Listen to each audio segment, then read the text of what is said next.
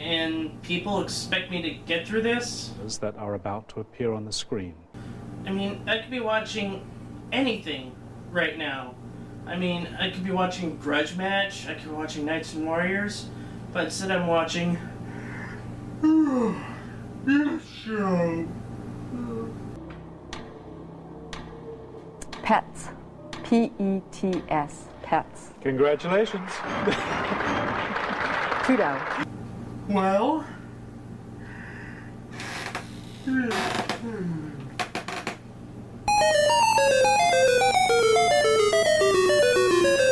Wow. Must be some heavy-duty sleep medication.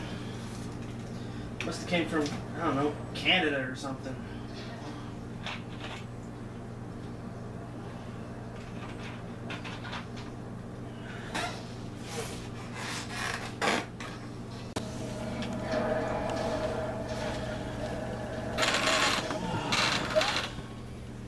Hey, Em. Oh, hey Abby, how long was I up? Honestly, I really don't know. Hmm? But there's a DVD that came for you. Oh? It's currently inside the machine right now. Alright. Well, let me hit play and see what it's all about.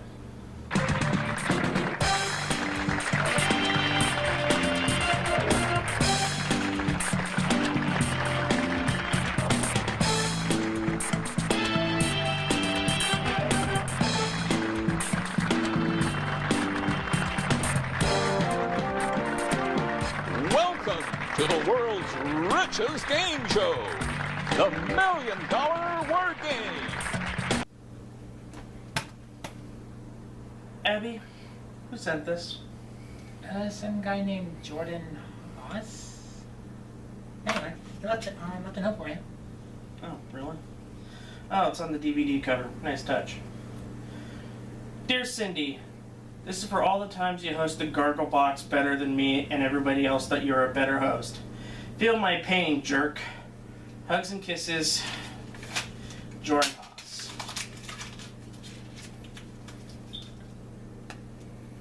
Man, this is gonna be a nightmare. Well, enjoy your nightmare.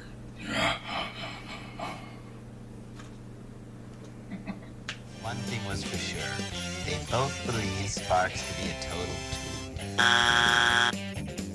Be an exciting contest which shows that divorced couples can still have fun together, right? Mythological hero H-list. C. On the spot dice spin. We are experiencing technical difficulties. Please stand by. Is this the real life? Is this just fantasy? I'm caught in a landslide. No escape from this grim reality. Have to open my eyes. Look up to the screen and see. This is a poor show. It gets no sympathy. Hey, Cindy. What? Why on earth are you quoting Queen? Because it's the only way I can get through this dumb show. It's awful. I kind of wish I could pull a bullet in its head. Pull my trigger, now it's dead. Stop quoting Bohemian Rhapsody and get to the review already. Alright, fine, but you're paying the Netflix bill this month. Hey, I like Queen as much as the next guy, but you are delaying this. Now get to it already. Fine, here's the $1 Million Word Game. This is the definition of a nightmare. And no fat bottom girls are gonna make this rockin' world go round. $1 Million Word Game was a really poor effort of a game show broadcast on the America One TV network. For those that don't know what it is, it was basically a low-powered channel that actually had a bit of a following, namely for broadcasting tons of sports, including Aussie football, Ontario League hockey, and NWA Wildside, which is a pro wrestling outfit that was the birthplace of a lot of talent. But back to the shows, since I'm delaying the inevitable. Everything about the look and presentation just screamed public access, but with 1/100th of the budget and charm. The intro was straight from a local PBS affiliate public affairs program with some very generic music. The set was one big empty studio with the show plastered in the back. Then, you have two podiums where the host and contestants are standing behind with a dollar sign planted on it, and two light fixtures with numbers in them. But more on that in a second. You know what? I gotta be honest here. If I did a better job with a set for a zero-budget project for a college course, then this set, as bad as it is inexcusable. So this is one of the worst sets of all time. But then again, we've seen a lot of sets that could qualify as the worst of all time, but that's nothing new. Do we have a really bland and boorish and monotonous host that could liven up this parade? With your host, Ian Jameson. Thank you. Welcome back. Well, welcome back to the $1 Million Word Game. Oh my gosh, we are giving so much money away. And Ian Jameson, wow! Man, this truly is becoming more of a nightmare. It probably sucks just as much as me getting hit in the head with my Bowser plushie. This right here is Ian Jameson, the host and oddly enough, the executive producer of this show, which probably explains why he's hosting the show since no same producer would cast such an embarrassing dullard to host it. Apparently, he has a name in Canadian television with the shows The Lonely Chef and The Ian and Claire Show. And by the way, Claire is also his wife. And also an executive producer. I guess if nobody wants to host your crappy show, you have to do it yourself. Badly. Everything he can do wrong as a host, he does. He can't improvise to save his life. Hell, he was going to have said, "That's some good improv," and also just laughs when he can't come up with something. It's like if Dr. Hibbert from The Simpsons hosted a game show, but with none of his charm.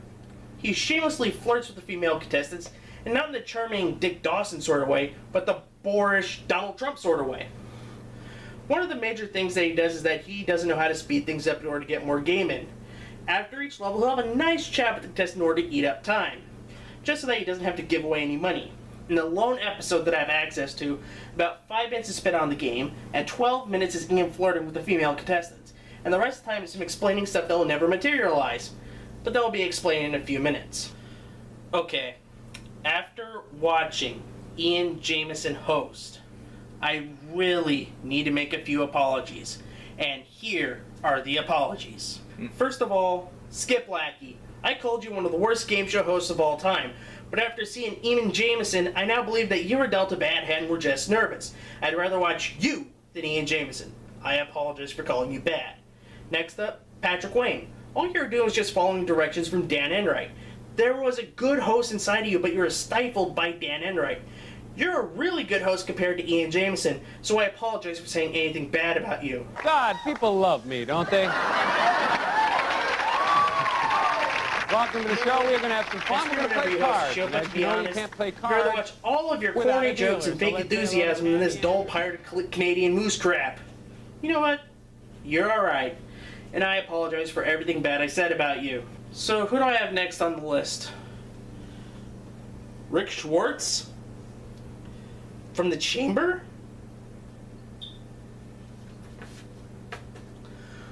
Okay, forget about that for a second, because we need to talk about gameplay. The gameplay of $1 Million Word Game is all about anagrams of increasing difficulty. Each level has to contest it, unscramble, and make new words from the word given, all within 30 seconds. Solving it moves you up to another level. Sounds simple enough, but they get everything all wrong. First of all, they don't even have a 30-second timer on the screen. That would be helpful in conveying some form of drama to the home viewer, and at least let the viewer know that this isn't some sort of scam of a show, like Shopper Casino was. Secondly, the format looks like Ian Jameson decided to rip off Countdown and the Scrambled Words category from Joker's Wild. The problem with that is that Countdown had some variety with their numbers game and the conundrum, whereas this game is just the letters game, and it's done badly. Third, the levels are horribly defined. Those spends a minimum of 5 words and a maximum of 8 words in describing what needs to be done. If we're explained better, that'll help the play-along factor immensely, but instead, it'll leave both contestants and viewers confused after level 4. And that brings up point 4. The rules change midstream. The game is usually about anagrams, but then it turns to a bad version of Boggle. They had stuck with the anagrams and not added too many gameplay variants that would have been fine, but sudden switches turn off not only the viewer but the contestant as well. Variety in gameplay is fine if done correctly, but the show does it really wrong. Well, that's about all I could think of about what's wrong with the show. Oh, wait, I forgot. How about that the grand prize is pretty much impossible to win? Okay, get this. The path to winning the million is perhaps the hardest thing to do on any game show. In order to get a shot at the million, you have to beat level 14. Level 14 was a 12-letter anagram that you had to solve and spell correctly without any room for error. This is absurdly difficult. Going back to Countdown for a second, the big highlight is getting a 9 in the letters round. It usually happens once or twice a month. It's a true feat to get it, and whenever anybody does, it deserves the round of applause that's coming. Now imagine trying to pull off something like that with 12 letters, without any choice in either consonant or vowel, no pencil and paper to work it out with on paper, and 30 seconds when the letters pop up on a crappy looking screen. That's just the first part. The second part is now wholly dependent on luck. In order to get the million, you have to pick one of 24 envelopes right behind Ian. If it's the million, you win it. It doesn't sound so bad, but the name of the game is the $1 Million Word Game. You think that if you beat that almost impossible word, you get the million. But nope. Instead, you wind up with only $100,000 or worse yet. Just one card that was a lower value than level 10 on Millionaire. During the Meredith Vieira run, when it had the clock. And that's it for the TV version. This is easily the second worst game show I've ever seen in my life. The set is atrocious, the music is dull, the graphics suck, there's no clock, and Ian James is absolutely one of the most monotonous, pathetic, and horrible hosts that I've ever seen on a show in my entire life. Now, apparently, after being canceled after only 40 episodes on a low-powered TV station, Ian Jameson still thought he had a winner on his hands. Remember those two little things that he talked about during the show that I kind of teased?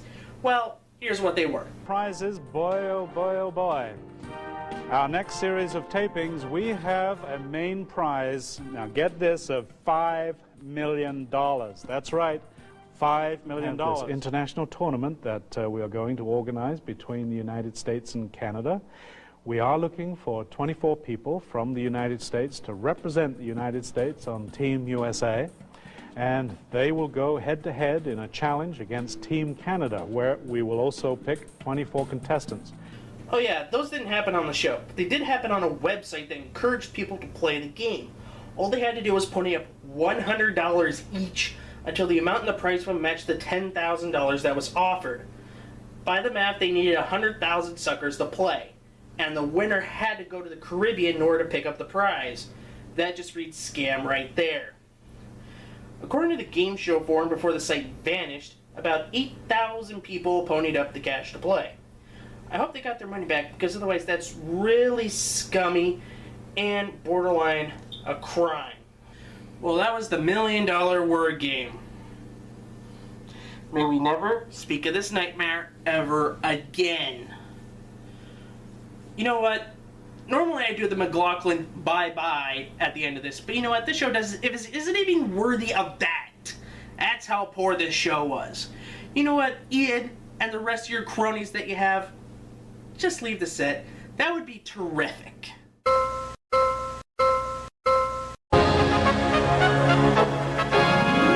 You win!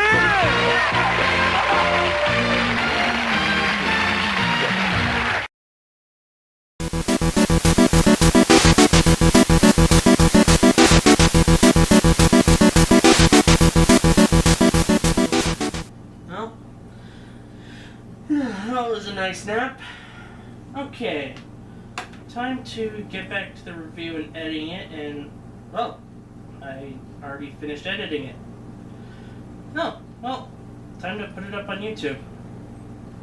Huh, it's already up. Alright, don't know how it happened, but there you go. I think I'm going to play some Saints Row 4. Hey Abby. Hey, Al. How's Saints Row 4? Pretty awesome. I just love kicking everything in the balls. Man, that's some good use of testicular propulsion right there. Yep, totally one of my favorite things to do in this game. Mm-hmm. Anyway, you ended up getting a DVD in the mail. Oh, really? Yeah. Just out of curiosity, who sent it this time? All I got on it is a BZ. BZ? Alright. Well, time to fire this up and see what it's about.